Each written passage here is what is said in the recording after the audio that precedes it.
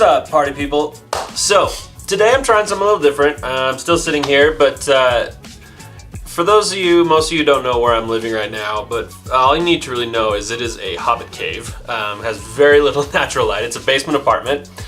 And that's why my videos are typically just so dark, because I film them at night and there's just no light and it's all just kind of meh. So I came home on my lunch break and I'm filming during the day so I can take advantage of what little natural light I get. It just makes me feel better personally, even if it doesn't make much difference to you. The idea for this week was originally going to be something much different, but then something happened yesterday that changed everything. What happened was this. So this is a post from my buddy Brian. You guys remember Brian?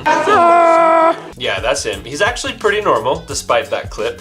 Anyway, so he posted this thing about this conference he's at for work in Hawaii. I'm not jealous at all.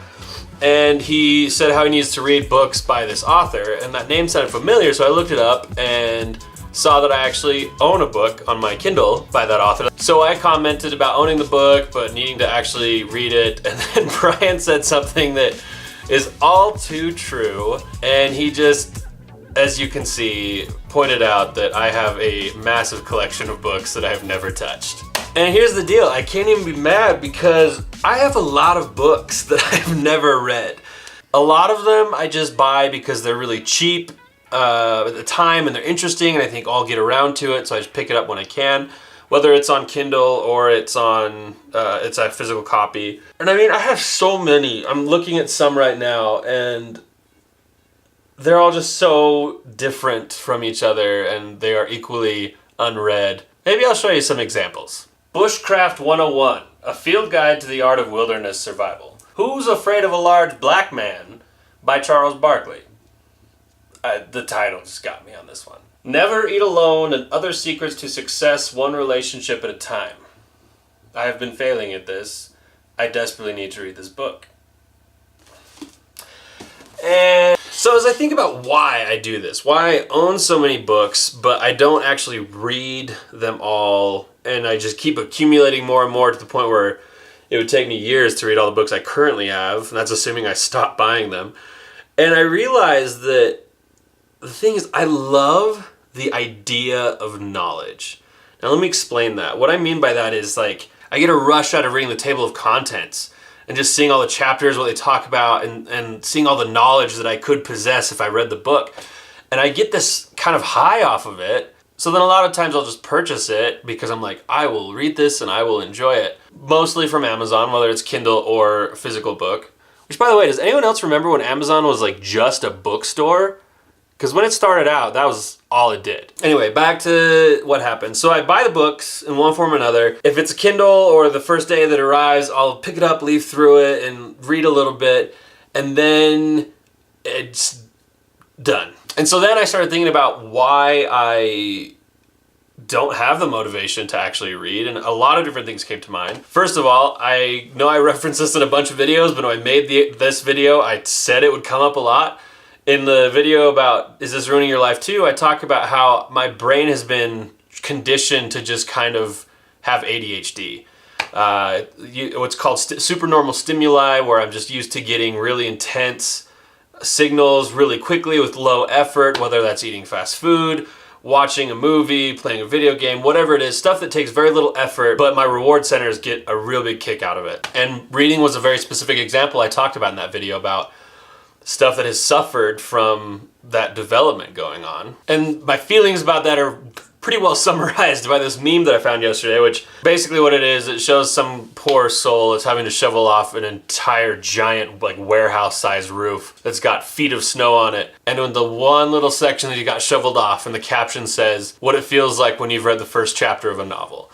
And it's so true to me. Oh my goodness. Like, I could read the first chapter and it feels great, but then if it's Kindle and it tells me the percentage that I've read, and it says like 6%, I'm like, no! Even if I liked it, I'm just like, this is a huge commitment. I would be embarrassed to go through my Kindle and count how many books say I'm like between 5 and 12% into it. And so going back to the supernormal stimuli, reading a book, a full-length book, it seems like such a chore, because if it's for entertainment, like a fictional book or something, like a movie, or just a short video does the trick and is very passive. It doesn't require any effort or energy from me. Or if it's to try and learn something, articles are bite-sized and just seem way more palatable than reading an entire novel. But all those things fall short in certain areas. Even though my retention of books isn't nearly as much as I'd like it to be, it's still better than most articles. There are books that I've read years ago that still every once in a while, like a main point from it comes up in a conversation or when I'm trying to make a decision, and it has more value to me because I put so much more effort into acquiring that knowledge. I'm always drawn to memoirs, historical books, or self-help, just like nonfiction stuff that it's really easy and direct ways to pull out the knowledge that I'm trying to get out of it. And it's ridiculous that I don't read more fiction since I love storytelling, but I can get storytelling from a movie. But there's this book that I've read about storytelling called The Storytelling Animal. It's a great find. I loved that book. One of the few that I've actually read all the way through in the recent years. And it talks about how fiction is so great because it forces your mind to kind of open to the idea of different points of view. It literally makes you put yourself in another person's shoes, or maybe multiple people, depending on how the author writes the book.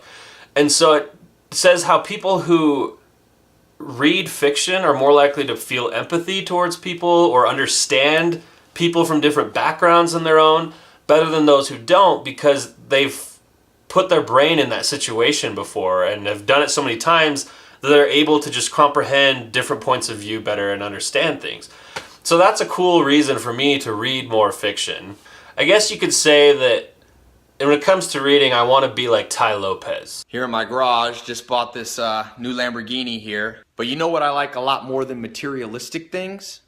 Knowledge. You know, I read a book a day not to show off. It's, again, about the knowledge. In fact... Now, if you've seen this whole thing pop up on YouTube a couple years ago or whenever it first got posted, it was very easy to make fun of, and even I think the tactic was a little silly, but none of us are self-made millionaires that attribute their success to reading.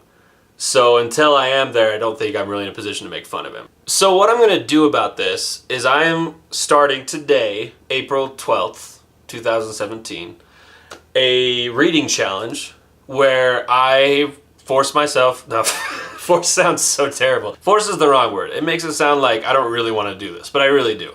So it's a challenge where I choose to read 30 minutes a day, at least. I'm open to reading more, but I figured if I tell myself I have to read an hour a day, that would just seem like a lot for someone who doesn't have much a habit of reading daily. So 30 minutes every day before I start doing things like watching a movie or going to hang out with people. So basically I need to do it as a part of my requirements for the day instead of just something that I'll try to do before I go to bed at night. But this is where it's starting, and I would be interested to know, for those of you who have good habits of reading a lot, what is your habit? Do you read in the morning? Do you read at night? Do you divide it up so you read a book in so many days? What do you do that has worked for you? I would love to know in the comments below. As always, thanks for watching. Hopefully you got something out of this, and maybe if you've been wanting to read more, you can accept this challenge that I put down for myself and see where it takes you. But until then, you better stay blessed, and we'll see you next week. Mud, Sweat, and Tears, the autobiography of Bear Grylls.